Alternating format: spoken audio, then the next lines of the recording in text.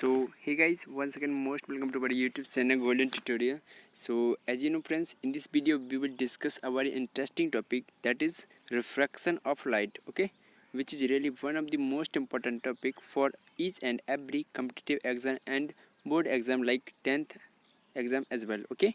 So without getting delay, let's start it. सो देखिए friends, आज का हमारा जो टॉपिक है प्रकाश का अपवर्तन है, ओके। और प्रकाश का अपवर्तन बहुत ही ज़्यादा इम्पोर्टेंट, आज इसके बारे में जितनी भी कंसेप्चुअल नॉलेज है बहुत ही ज़्यादा डिटेल्स में पढ़ने वाले हैं, ओके। सो चलिए स्टार्ट करते हैं। तो देखिए कि प्रकाश का अपवर्तन पढ़ने से पहले मैं आपको कुछ चीज़ें बता दूँ, ओके। देखिए हम प्रकाश का अपवर्तन किस में पढ़ते हैं? ऑप्टिक्स में। किस में पढ़ते हैं? ऑप्टिक्स में, ओके। तो थोड़ा सा बता दें आपको ऑप्टिक्स के बारे में कि ऑप्टिक्स क्या है। ऑप्टिक्स, देखिए ऑप्टिक्स को फ्रेंड्स हिंदी में बोलते हैं प्रकाश की। क्या बोलते हैं? प्रकाश की, ओके।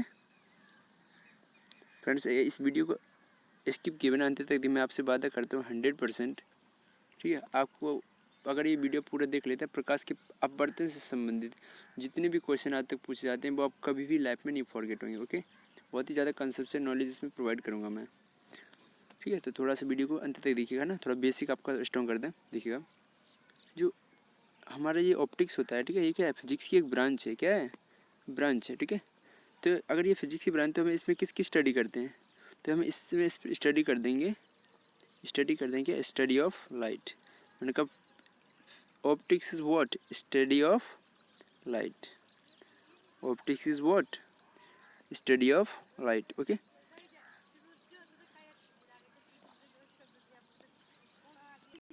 ओके, सो हमारी ऑप्टिक्स क्या है? देखिए फ्रेंड्स, ऑप्टिक्स हमारी फिजिक्स की बहुत बड़ी ब्रांच होते हैं जिसमें हम पर्टिकुलरली किसके बारे में स्टडी करते हैं? लाइट के बारे में स्टडी करते हैं, ओके।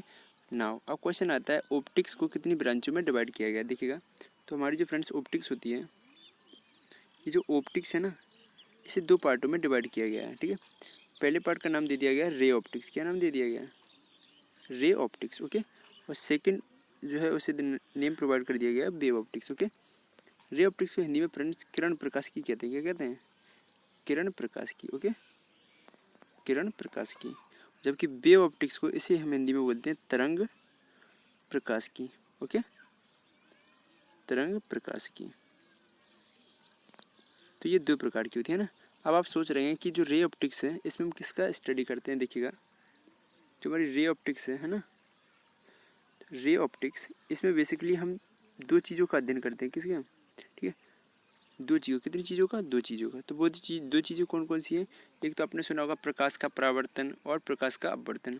अगर आप इंग्लिश मीडियम को बिलोंग करते हैं तो इसको बोलते हैं reflection of light, and second one is refraction of light, okay. चाहे हम बात करें, of course we will talk about reflection of light और refraction of light, both are the phenomena of light. दोनों ही क्या है? प्रकाश की घटनाएं हैं, ओके। तो रे ऑप्टिक्स में बेसिकली दो चीज़ों का अध्ययन करते हैं डिटेल्स में। क्या? प्रकाश का परावर्तन और प्रकाश के परावर्तन के नियम, है ना। मीनवाइल जो प्रकाश का अपवर्तन है इसका भी अध्ययन करते हैं ना, प्रकाश का परावर्तन तथा प्रकाश का अपवर्तन, दो चीज़ को अध्ययन करते हैं इसमें, ठीक है।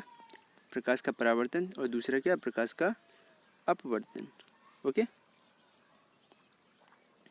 तो प्रकाश का परावर्तन तथा प्रकाश का अपवर्तन, ठीक है। तो एक्चुअल में यह क्या है? प्रकाश की घटनाएं हैं, ओके। अब आप सोच रहे होंगे अगर रे ऑप्टिक्स में प्रकाश का परावर्तन और प्रकाश का अपवर्तन का स्टडी करते हैं तो कहीं ना कहीं ऑप्टिक्स में जो हमारी वेव ऑप्टिक्स है इसमें भी अलग से टॉपिक होंगे। ऑफ कोर्स इसमें भी होते हैं, ठीक है। तो जो वेव ऑप्टिक्स होती है फ्रेंड्स, इसमें कौन कौन से टॉपिक हम स्टडी करते हैं? देखिएगा, इसमें हम तीन टॉपिक पढ़ते हैं। कितने टॉपिक पढ़ते हैं? तीन, ओके। वो तीन टॉपिक कौन कौन से हैं? पहले तो आपने सुना होगा, हिंदी में बता दें आपको, पहले आपने सुना प्रकाश का व्यतिकरण, प्रकाश का विवर्तन और प्रकाश का ध्रुवण,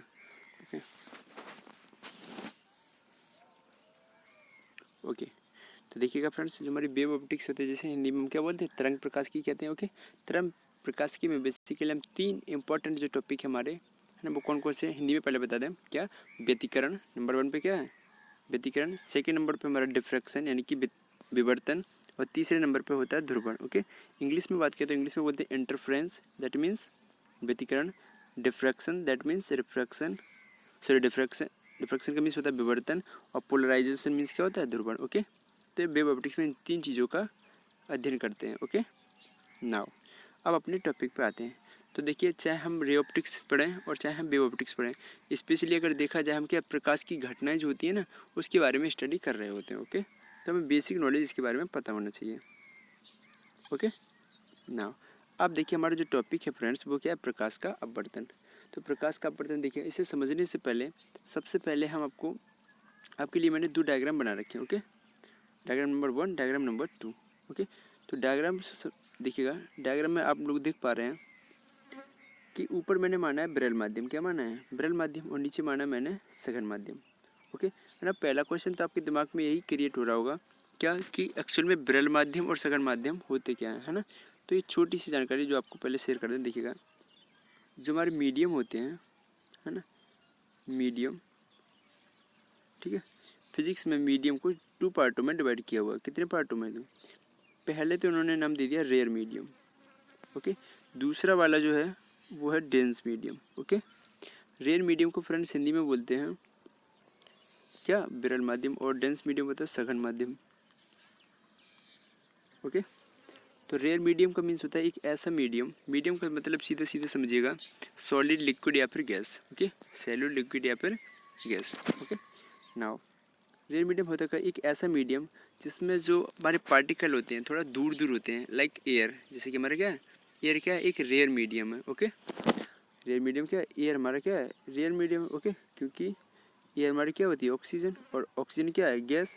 और गैस में आप लोग जानते हैं कि हमारे जो पार्टिकल होते हैं वो क्या होते हैं, दूर दूर होते हैं। ओके, मीनवाइल अब बात करते हैं डेंस के बारे में। सी, जो डेंस होता है यानी कि एक ऐसा मीडियम होता है, ठीक है, जिसमें पार्टिकल पास पास में होते हैं। जैसे मैंने कहा जो हमारा लिक्विड है, लिक्विड हो गया, ग्लास हो गया, है ना, लिक्विड, LIQUID। ओके, लिक्विड क्या है हमारा, एक द्रव है, द्रव, ठीक है। तो द्रव में पार्टिकल क्या होते हैं, बहुत ही पास पास में होते हैं। तो लिक्विड को हम डेंस की कैटेगरी में रखेंगे, डेंस मीडियम की कैटेगरी में रखेंगे। मीनवाइल जो हमारा ए है इसे रेयर की कैटेगरी में रखें। ओके, तो आई होप समझ गए होंगे आप। रेयर मीडियम में यानी कि ऐसा मीडियम जिसमें पार्टिकल दूर दूर होते हैं, और डेंस मीडियम जिसमें पार्टिकल पास पास में होते हैं। ओके, नाउ अब देखिएगा, तो मैं फ्रेंड्स आपको पहले डेफिनेशन बाद में बताऊंगा, है ना। पहले आपको कि जो डायग्राम है ना, तो डायग्राम के बारे में बता दूं। देखिएगा, तो डायग्राम में आपने देखा, ये ऊपर मैंने मान लिया विरल माध्यम, ऊपर मैंने क्या मान लिया, विरल माध्यम। ओके, और नीचे मान लिया मैंने सघन माध्यम। ऊपर माना मैंने विरल माध्यम और नीचे क्या मान लिया, सघन माध्यम। ओके, अच्छा, अब देखिए, जब हमारी जो लाइट रे है, आप देख पा रहे हैं विरल माध्यम के रूप में। देखिए फ्रेंड, मैंने एयर को लिया हुआ है। क्या लिया है, विरल माध्यम में मैंने एयर को लिया है। तो अलग से बना के दिखा दें। देखिएगा, सी, ऊपर मैंने ले लिया एयर मीडियम। क्या ले लिया, एयर मीडियम, ठीक है। नीचे मैंने ले लिया वाटर। नीचे क्या ले लिया, ऊपर ले लिया एयर, और नीचे मैंने ले लिया वाटर। ओके, अच्छा, अब देखिए, ये हमारी लाइट रे आई। ओके, ये लाइट रे हमारी आ रही है, ठीक है। कायदे से ये लाइट रे, इसमें पानी दिखा दें आपको। देखिएगा, लाइक समथिंग दिस। अगर इसमें इंटेंसिटी अच्छी खासी तो कायदे से इसे सीधी जानी चाहिए थी ना, सीधी जानी चाहिए थी, है ना। ये सीधी ना जाके क्या होता है, नॉर्मल के टुकड़े में बेंड हो जाती है, लाइक समथिंग दिस। ओके, तो यहाँ पे जो एंगल बनता है इसे नाम देते हैं इंसिडेंट एंगल आई, हिंदी में बोलते हैं आपतन कोण। ओके, और ये जो एंगल है इसे बोलते हैं रिफ्रैक्टिव एंगल आर। ओके, तो आप चित्र में देख पा रहे होंगे फ्रेंड्स कि जब भी हमारी कोई लाइट, ये मान ली मैंने सूर्य है, ठीक है। ओके, तो आप लोगों ने देखा कि जब हमारी जो लाइट रे है, ये बड़ी लाइट रे है, ठीक है। लाइट रे मतलब प्रकाश के, है ना। लाइट रे जब हमारी रेयर से डेंस में जा रही है, जब रेयर से डेंस में जा रहे हैं, तो हम लोग क्या देख रहे हैं, ये अपने पाथ से डेविएट होकर, कायदे से सीधी जानी चाहिए थी ना, तो डेविएट होकर क्या होती है, अवलंब के टुवाड़ यानी कि नॉर्मल के टुवाड़ में बेंड हो जाती है। ओके, अगर ऐसा हो रहा है तो आप सोच रहे क्यों हो रहा है, तो क्यों का जवाब अभी थोड़ी देर में देंगे। ओके, तो जब हमारी लाइट रे रेयर से डेंस में जाती है तो हमारी क्या अपने पाथ से डेविएट होकर नॉर्मल के टुवाड़ में बेंड हो जाती है। प्रकाश की इस घटना को हम क्या बोलते हैं, प्रकाश का अपवर्तन कहते हैं। ओके, अच्छा, आई होप ये समझ में आ गया होगा। देखिएगा, एक बार फिर एक्सप्लेन कर दें। अब इसे लिखना कैसे है, जब हमारे एक ये तो डायग्राम 1 हो गया है ना। डायग्राम 2 क्या देखिए इसे भी बता दें। इस बार मैंने क्या किया, सी इस बार मैंने किया जो डेंस मीडियम है यानी कि लिक्विड, डेंस मीडियम जैसे बोले तो आप लिक्विड को सोचिएगा ना, लिक्विड बोले तो वाटर। तो इस बार मैंने क्या किया, ऊपर मैंने लिक्विड ले लिया है ना, यानी ऊपर इस बार मैंने ले लिया डेंस मीडियम है ना, और नीचे ले लिया मैंने रेयर मीडियम। रेयर मीडियम बोले तो एयर मीडियम। ओके, अच्छा यहाँ पे मैंने कोई प्रकाश स्रोत दिया, टॉर्च लगाई। ओके, अब क्या, ये लाइट रे आई, ये हमारा ये आपतन बिंदु ओ मान लिया मैंने, और नॉर्मल एन। ओके, तो कायदे से सीधी जानी चाहिए ना, लाइक समथिंग दिस। ओके, तो ये अपने पाथ से डेविएट होकर अब अभी फ्रॉम नॉर्मल, यानी कि नॉर्मल से क्या हो जाती है, दूर चली जाती है। ओके, तो क्यों चली जाती है वो भी पेशेंस रखिएगा ना, वो भी बताएंगे। पहले इसका डेफिनेशन बना लें।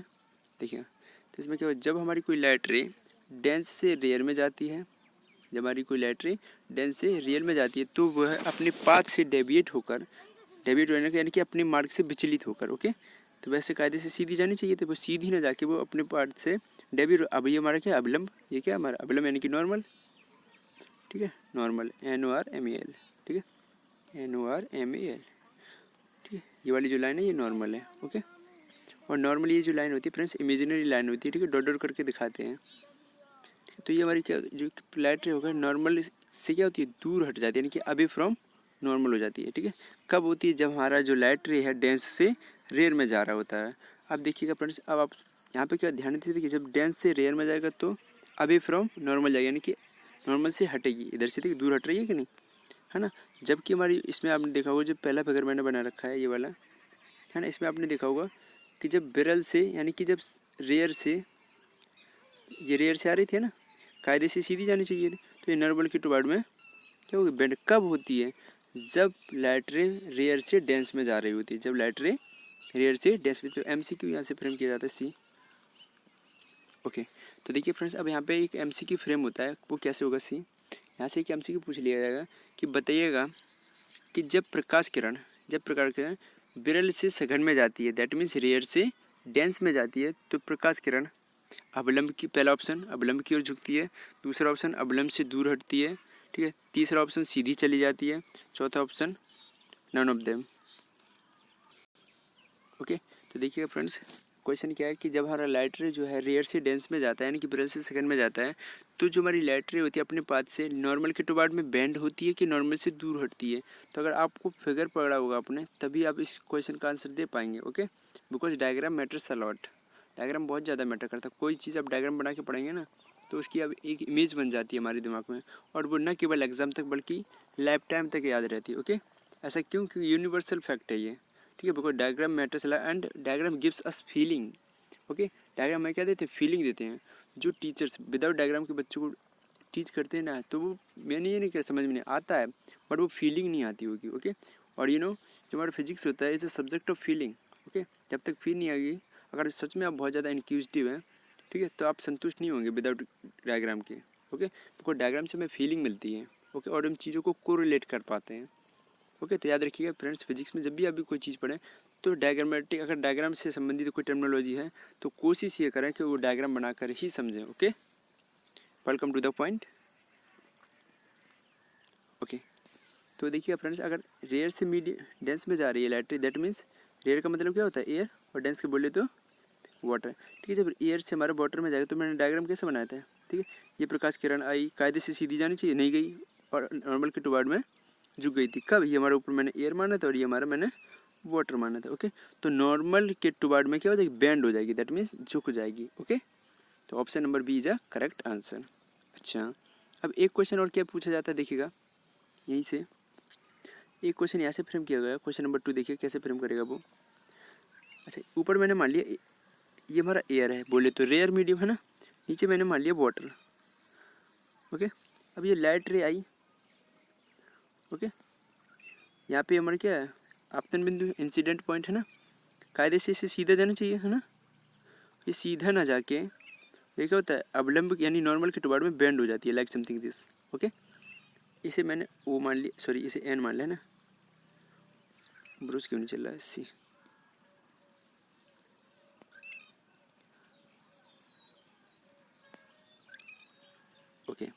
ये हमारी ओ, ये मैंने अपतन बिंदु ओ मान लिया है ना, ये नॉर्मल वाली लाइन, नॉर्मल वाली जो लाइन होती है, फिर डॉटेड लाइन होती है, इमेजिनरी लाइन होती है, ओके, रियल लाइन नहीं होती है, ओके। यहाँ पे मैंने एक चीज़ बताई थी, ये बनने वाला जो एंगल है ये क्या है, एंगल आई है, क्या है, एंगल आई। और ये वाला एंगल मैंने क्या बताया था, एंगल आर। एंगल आई क्या होता है, इंसिडेंट एंगल, एंगल आई क्या होता है, इंसिडेंट एंगल। मेन वाला जो हमारा आर होता है ये क्या होता है, रिफ्रैक्टिव एंगल, क्या होता है, अब रिफ्रैक्टिव एंगल। हिंदी में बोले तो इसे आपतन कोण कहते हैं, और इसे अपवर्तन कोण कहते हैं, ओके। अच्छा, ये वाली जो किरण होती है इस किरण को कहते हैं, क्या कहते हैं, इंसिडेंट रे, और इस वाली किरण को क्या कहते हैं, रिफ्रैक्टेड रे, ओके। ये आप हिंदी में बोले तो अपवर्तित किरण, और इसे बोलते हैं परावर्तित किरण, ओके। अच्छा, यहाँ से क्वेश्चन कैसे फ्रेम किया जाएगा, सी मिट गया, सी ये हमारी प्रकाश किरण आई, ओके, कायदे से सीधी जानी चाहिए थी, सीधी ना जाके नॉर्मल के टुबाड़ में बेंड हो गई थी, है ना। ये हमारा एंगल आई था और ये वाला एंगल आर था। यहाँ से देखो क्वेश्चन नंबर 2 कैसे फ्रेम किया जाएगा, सी यहाँ से जो क्वेश्चन नंबर 2 होगा फ्रेम, वो कैसे होगा, वो बोलेगा जब हमारे जो लाइट रे है, ध्यान से सुनिएगा, जब हमारी लाइट रे है रेयर से डेंस में जाती है, कहाँ से जाती है, रेयर से डेंस में। देखिए फ्रेंड्स, मैं ये चीज़ें सारी एक्सप्लेन कर रहा हूँ, अभी मैं आगे स्क्रॉल डाउन करके दिखा दूंगा, सारी की सारी चीज़ें मैंने लिख रखी है, आप स्क्रीनशॉट भी ले सकते हैं, ओके। अच्छा देखिएगा, तो जब मेरी प्रकाश किरण रेयर से डेंस में जाती है, रेयर से डेंस में मतलब एयर से वाटर में जा रही हैं, तो याद रखिएगा इंसिडेंट एंगल बड़ा होता है कि रिफ्रैक्टिव एंगल बड़ा होता है। अगर समझदार थोड़ा भी मैथ आता होगा तो समझ पा रहे होंगे। देखिएगा, ये सपोज मान लिया मैंने, ये 30 डिग्री से एंगल, 30 डिग्री से ये लाइट रे आ रही है, ठीक है, तो ये वाला भी तो 30 होगा, पूरा होगा कि नहीं होगा, ठीक है। लेकिन ये क्या नॉर्मल के टुबाड़ में बेंड भी तो हो गई, तो यानी कि पहले 30 से कुछ कम हुआ कि नहीं, क्यों, क्योंकि ये बेंड हो गई। तो हम कह सकते हैं कि जो एंगल आई होगा वो 100% छोटा होगा एंगल आर से।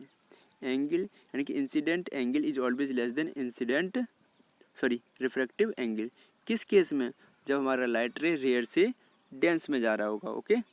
और जिस उल्टा पूछ लें, जब डेंस से रेयर में जाएगा तो इसका अपोजिट हो जाएगा, क्या हो जाएगा, एंगल आई ग्रेटर देन हो जाएगा एंगल आर से, ओके। उम्मीद करते हैं ये चीज़ समझ में। ओ सॉरी, आप करना गलत बता गए, ओ सॉरी, ओके। ये एंगल आर बेंड हो गया, तो एंगल आर तो छोटा है ना, तो एंगल आई बड़ा होगा एंगल आर से। ये किस किस के लिए होगा, जब हमारी लाइट रे रेयर से डेंस में प्रोपोगेट कर रही होगी, ओके।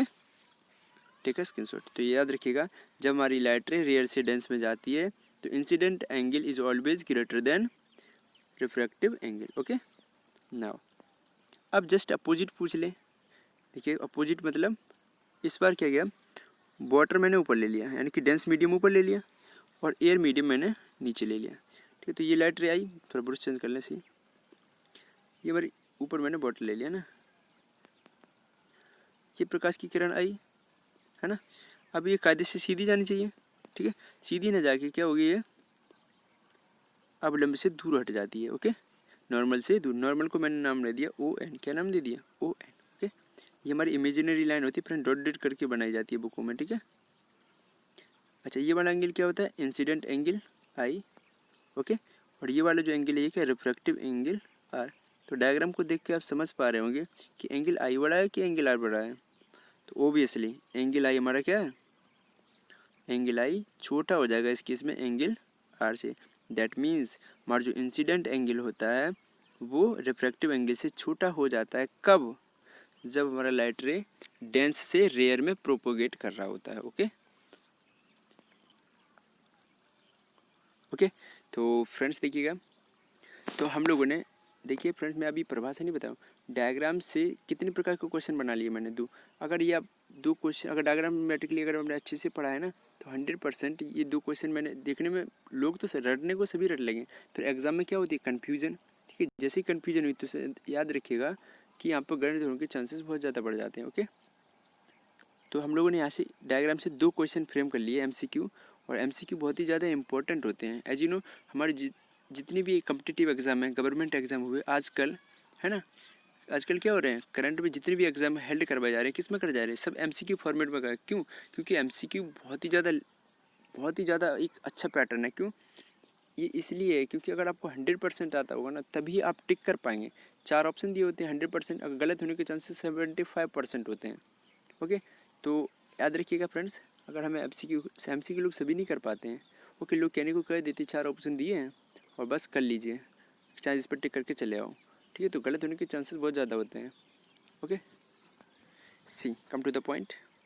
तो हम लोगों ने 2 क्वेश्चन यहाँ से बना लिया क्या, कि जो प्रकाश का अपवर्तन है उसे 2 क्वेश्चन मैंने कब, जब हमारे लाइट सघन माध्यम से विरल से सघन में जाती है तो हमारा जो लाइट रे होता है वो अवलंब की तरफ बेंड हो जाता है, नॉर्मल की तरफ बेंड हो जाता है। ओके, और दूसरा क्वेश्चन क्या था कि जब हमारा लाइट रे है रेयर से डेंस में जा रहा होगा, रेयर से डेंस में जा रहा होगा, तो इसमें लाइट रे द्वारा बना जो इंसिडेंट एंगल होता है वो हमेशा ही बड़ा होता है रिफ्रैक्टिव एंगल से। ओके, अच्छा, अब एक क्वेश्चन क्या फ्रेम किया जाता है सी। अच्छा, अब क्वेश्चन एक दिमाग में आया था, आप लोगों ने सोच रहे थे, देखिएगा,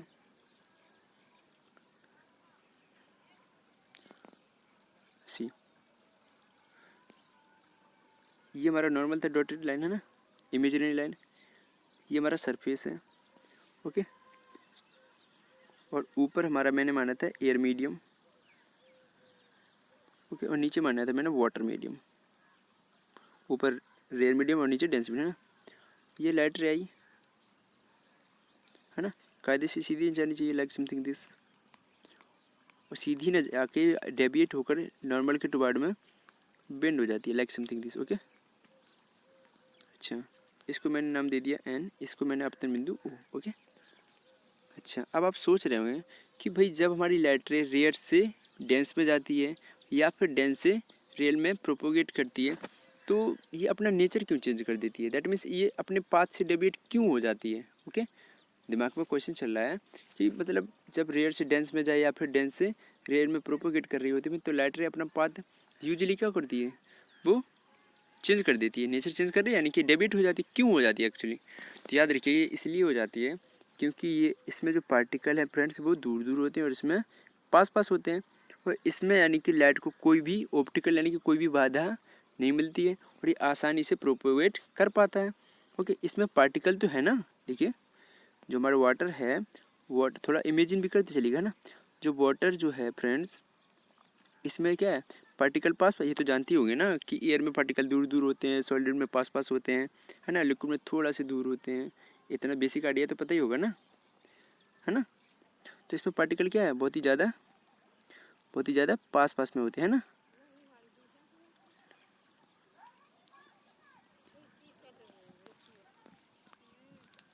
ओके, तो देखिएगा, तो इसमें पार्टिकल क्या है, बहुत ही ज़्यादा पास पास में है ना, तो ये पार्टिकल जब पास पास में है तो यानी कि इसमें बाधा उत्पन्न करेंगे तो इसे चलने नहीं देगा, यानी कि इसे क्रॉस नहीं कर पाएगी, क्रॉस ना करके फिर ये क्या होता है अपने पाथ से डेविएट हो जाती है। ओके, तो आई होप समझ में आ रहा है क्यों डेविएट हो गए। ओके, ओके, अगर ऐसा नहीं होता फ्रेंड्स तो याद रखिए जब बम्बा हुआ या नहर हुआ है ना, कुछ भी मान लीजिए कैनल वगैरह, है ना, तो उसमें जो आपने देखा होगा, अगर बम्बे में कभी छोटेपन में नहाया होगा आपने, तो आपने यूजुअली देखा होगा जब हम नहाते हैं तो ऊपर वाली लेयर का जो मतलब टेम्परेचर होता है वो थोड़ा क्या होता है, ज़्यादा होता है, और नीचे क्या होता है, कम होता है। वो इसलिए होता है क्योंकि जो लाइट रे होती है, ठीक है, वो कुछ हद तक नीचे जाती है और कुछ भाग परावर्तित भी होता है। ओके, कुछ भाग क्या होता है परावर्तित, और कुछ भाग क्या अपवर्तित होता है। ठीक है, आप सोच रहे हो कि तली में पानी ठंडा क्यों होता है, ऊपर पानी गर्म क्यों होता है, क्योंकि जो हमारी जो लाइट रे होती है वो कुछ ही हद तक जा पाती है, ठीक है, ज़्यादा नीचे तक नहीं जा पाती है लाइट रे। ओके, सो उम्मीद करते समझ में आ रहा होगा। अच्छा, ठीक है, तो ये था प्रकाश का। अब देखिए, अब इसका डेफिनेशन की बात करते हैं। अगर 10th या 12th में पढ़ रहे हैं, अगर इसको आपको डेफिनेशन लिखने के लिए है तो कैसे लिखेंगे, सी बहुत ही अच्छी लोग हैं इसमें, ठीक है, देखिएगा, ये रही परिभाषा। तो परिभाषा क्या है, देखिएगा कि जब हमारी जो लाइट रे होती है कोई रेयर से डेंस में जाए या फिर डेंस से रियल में जाए, डेंस से रेयर में जाए या फिर डेंस से रेयर से डेंस में जाए या फिर डेंस से रेयर में जाए, ये परिभाषा कहाँ से आई है, ये परिभाषा फ्रेंड्स किससे आई है, डायग्राम से। That means diagram is very important thing, बहुत ही ज़्यादा इंपॉर्टेंट, बिकॉज डायग्राम से सारी चीज़ें आप रिजॉल्व हो जाएंगी। ओके, तो जब हमारी कोई लाइट रे, देखिए कम टू द पॉइंट, जब हमारी कोई लाइट रे हो जाती है रेयर से डेंस में जाती है अथवा डेंस से रेयर में प्रोपोगेट करती है तो वो अपने पाथ से क्या होता है, डेविएट होकर नॉर्मल के टुवार्ड क्या हो जाती है, बेंड हो जाती है अथवा नॉर्मल से दूर हट जाती है। प्रकाश की इस फिनोमेना को ही हम प्रकाश का अपवर्तन कहते हैं, that means refraction of light कहते हैं। ओके, अब डायग्राम से देखिए कैसे लेंगे, आप खुद देख पा रहे हैं। देखिए ये प्रवास है, ये हमारा क्या था, सरफेस था, है ना। ओके, तो हम लोगों ने क्या देखा था फ्रेंड्स, हमारी जो लाइट रे है ये हमारी क्या हुआ करती है, लाइट रे हुआ करती थी ना। जब मेरी लाइट रे रेयर से डेंस में जा रही थी, है ना। ठीक है, तो हमारी जो लाइट रे रेयर से डेंस में जा रही थी, यहाँ पर डेंस से रेयर में जा रही थी। क्यों, मैंने दो डायग्राम बनाए हुए हैं ना, है ना, तो दोनों ही डायग्राम वैलिड है। तो हमारी जब लाइट रे रेयर से डेंस में जाए या फिर डेंस से रेयर में जाती है, तो हमारी जो लाइट होती है अपने पाथ से डेविएट होकर या तो नॉर्मल के टुवार्ड में बेंड होती है या फिर नॉर्मल से दूर हटती है। ठीक है, लाइट के इस फिनोमेना को ही हम प्रकाश का अपवर्तन, that means refraction of light कहते हैं। ओके, सो आई होप समझ में आ गया फ्रेंड्स, है ना। अब मैंने कुछ नोट पॉइंट लिख रखे हैं, देखिएगा, थोड़ा हाईलाइट कर दें। सी देखिएगा, ये वाला पॉइंट आप देख पा रहे होंगे, ये वाला मैंने कहा फॉर रेडियर टू डेंस, यानी कि हमारा जो लाइट रे है रेयर से डेंस में प्रोपोगेट करती है, तो उस दौरान जो इंसिडेंट एंगल होता है वो रिफ्रैक्टिव एंगल से बड़ा होता है। ओके, क्यों होता है, तो अब डायग्राम दिखा दें आपको। देखिएगा ये बड़ा डायग्राम देखिए, ये लाइट रे आई, ठीक है, कायदे से सीधी जानी चाहिए थी, है ना, सीधी ना जाके वो क्या अपने पाथ से डेविएट होकर और नॉर्मल के टुवार्ड में बेंड हो गई कि नहीं। तो ये वाला एंगल कितना था, एंगल आई, मान लिया मैंने थोड़ी देर के लिए, एंगल आई 45 है। ओके, तो ये पूरा 45 होगा, लेकिन ये तो बेंड हो गई ना, तो ये कहीं ना कहीं 30 रह गया, यानी कि 15 डिग्री कम हो गया। इस प्रकार आप प्रैक्टिकली सोच सकते हो। ओके, तो एंगल आई हमेशा याद रखिएगा छोटा होगा, कब, जब हमारा लाइट रे रेयर से डेंस में जा रहा होगा। ओके, अच्छा, अब हम आपसे पूछे, बताइएगा कि दो, एक तो ऊपर मैंने मीडियम माना था क्या, रेयर, ऊपर मीडियम क्या माना था, रेयर, रेयर, और नीचे था डेंस।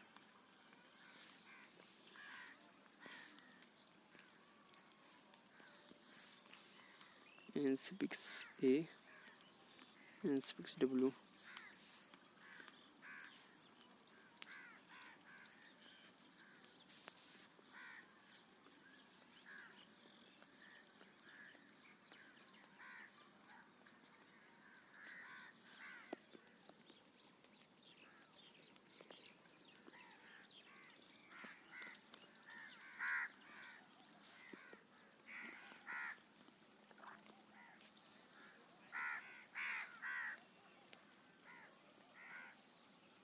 ओके, तो देखिएगा फ्रेंड्स,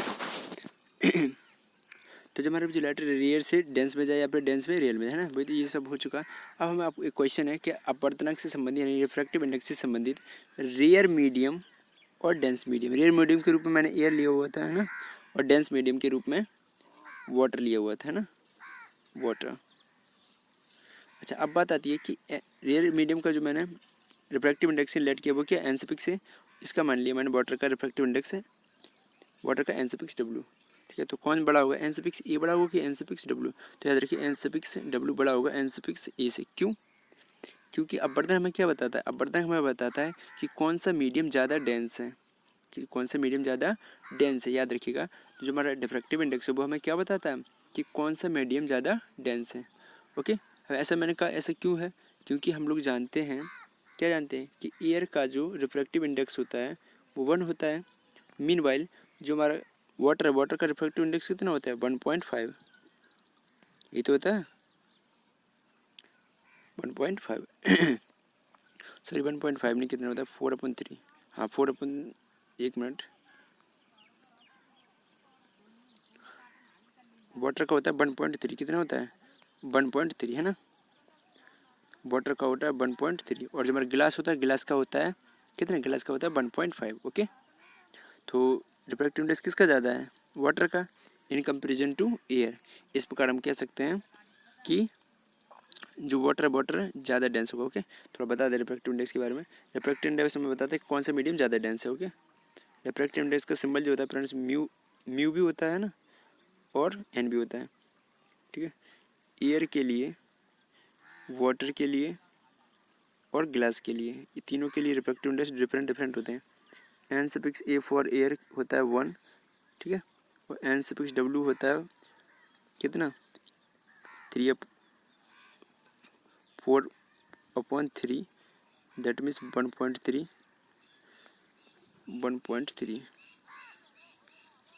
ओके। और गिलास के लिए N6G कितना होता है?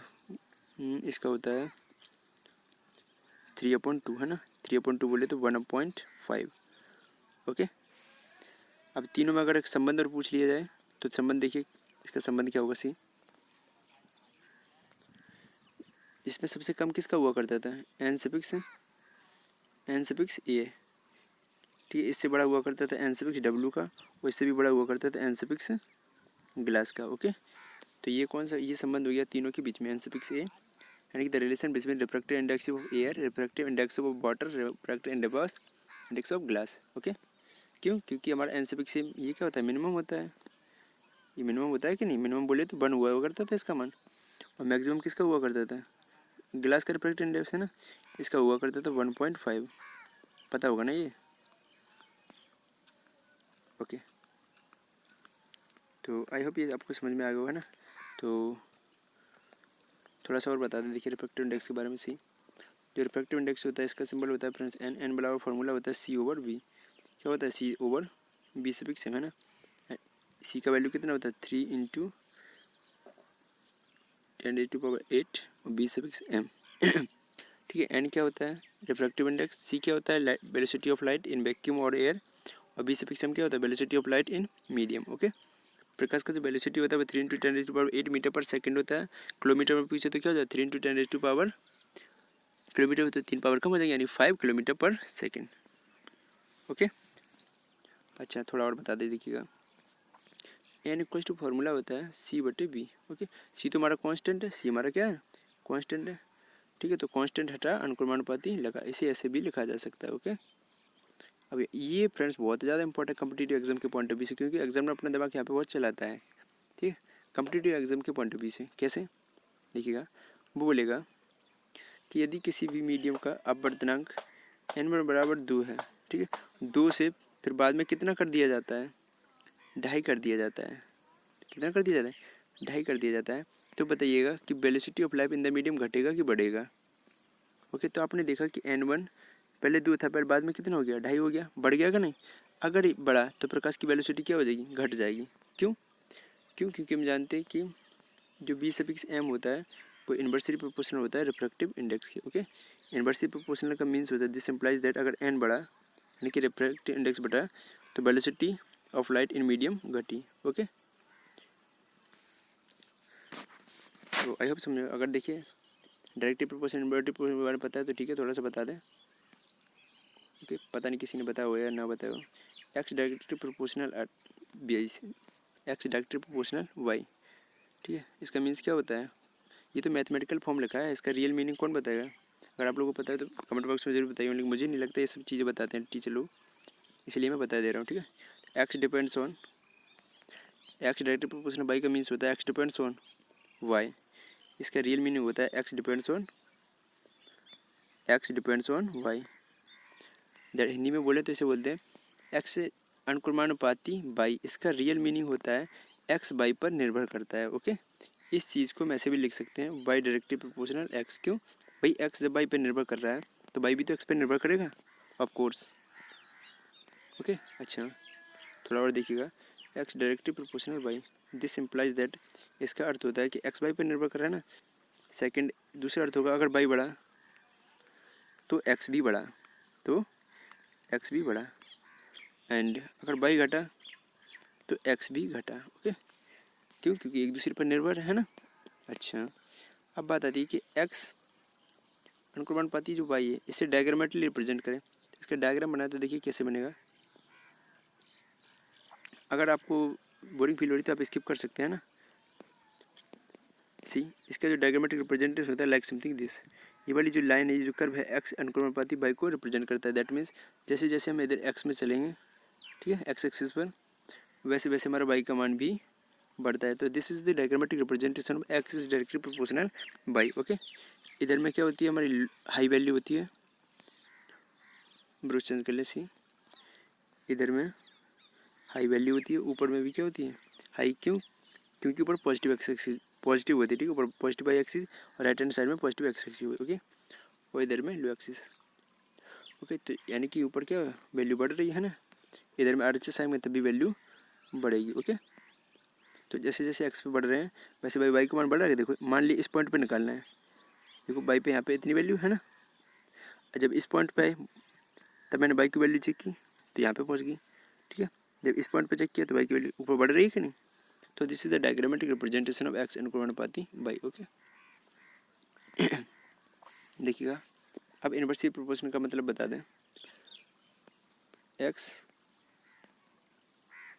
X inversely proportional Y. Okay, इसका भी मीन्स ये होता है कि एक्स डिपेंड्स ऑन वाई, ठीक है, लेकिन थोड़ा सा अंतर होता है। देखिए इसका मीन पूछे तो क्या होगा, एक्स डिपेंड्स ऑन, थोड़ा अच्छे से लिख दें, देखिए x depends on y. Okay अच्छा, तो इसका रियल मीनिंग क्या होता है, तो देखिएगा एक्स इनवर्सली प्रोपोर्शनल वाई जो मैंने लिखा है, x inversely proportional y, this implies that, इसका अर्थ होता है भाई साहब कि अगर वाई बढ़ा तो एक्स घटा, क्योंकि इनवर्सली प्रोपोर्शनल है। इनवर्सली प्रोपोर्शनल मतलब हिंदी में बोलते हैं व्युत्क्रमानुपाती। ओके, अगर भाई दबे वाई घटा तो एक्स बढ़ा। ओके, तो एक्स अनुक्रमानुपाती 1/बाई पढ़े एक्स, इसे पढ़ने के दो तरीके हैं, इसे पढ़ने के दो बताइए, एक्स अनुक्रमानुपाती 1/बाई या फिर पढ़ लें एक्स व्युत्क्रमानुपाती बाई। ओके, व्युत्क्रम लगा दिए तो 1/, नहीं पढ़ेंगे। ओके नाउ अच्छा, अब इसका अगर डायग्राम पूछे कि इसका डायग्राम कैसा होता है, x inversely proportional Y. Okay, इसका डायग्राम बनाइए, ठीक है। तो डायग्राम में देखिएगा ये एक्स एक्सिस, ये हमारी क्या वाई एक्सिस है ना। इसका जो डायग्राम होता है लाइक समथिंग दिस, ये वाला जो कर्व ये रिप्रेजेंट करता है एक्स इनवर्सली प्रोपोर्शनल वाई को। ओके, तो इधर में हमारी लो वैल्यू होती है, जब ऊपर जैसे जैसे ऊपर बढ़ेंगे तो ये हमारी वैल्यू क्या होगी, बढ़ेगी, यानी कि हाई है। इधर में भी क्या होगी, हाई वैल्यू। ओके, तो जैसे जैसे इधर में बढ़ेंगे तो वैल्यू क्या हाई होगी। ओके, अब आप सोच रहे हैं जैसे जैसे एक्सेस पढ़ रहे हैं तो बाई का मान घट रहा है, कैसे घट रहा है, देखिएगा मैंने इस पॉइंट पे बाई का मान कितना है, ये रहा। जब हम यहाँ पे आए इस पॉइंट पे तो मैंने चेक किया तो देखो वैल्यू नीचे आई कि नहीं, पहले यहाँ पे थे अब यहाँ पे आई नीचे। जैसे हम इधर में और बढ़े तो यहाँ पे मैंने स्टेटस चेक किया तो इसके सीधे पे क्या होगा, बाई का मान ये होगा। तो बाई का यानी कि जैसे जैसे एक्सेस पे हम बढ़ रहे हैं वैसे वैसे क्या होगा, बाई का मान घट रहा है। ओके, इस प्रकार आप उल्टा भी सोच सकते हैं, ठीक है।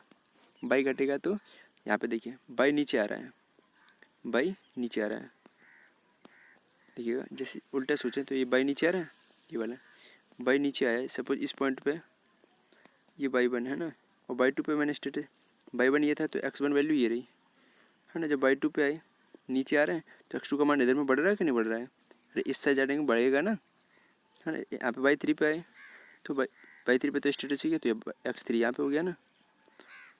ओके, तो इधर में वैल्यू बढ़ रही है अगर नीचे आ रहे हैं, उल्टा भी सोच सकते हैं। ओके, तो ये मीन्स था किसका, मैंने अभी क्या बताया, एक्स अनुक्रमानुपाती बाई का अर्थ एंड और क्या बताया, एक्स व्युत्क्रमानुपाती 1/बाई का अर्थ, ठीक है।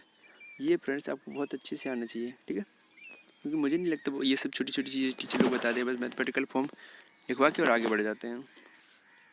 ओके, फिर यही जाके आगे हम लोगों की कमजोरी बन जाती है, फिर प्रॉब्लम आती है कि चीज़ें समझ में नहीं आ रही। ओके, वेल आज की इस वीडियो में इतना ही। अगर आपको कुछ भी समझ में आ रहा तो प्लीज़ कमेंट बॉक्स में जरूर बताइएगा, है ना। और थैंक यू, और आपको लगे कि अपने दोस्तों में शेयर करने लायक है तो कर दीजिएगा, है ना। Thank you so much for watching.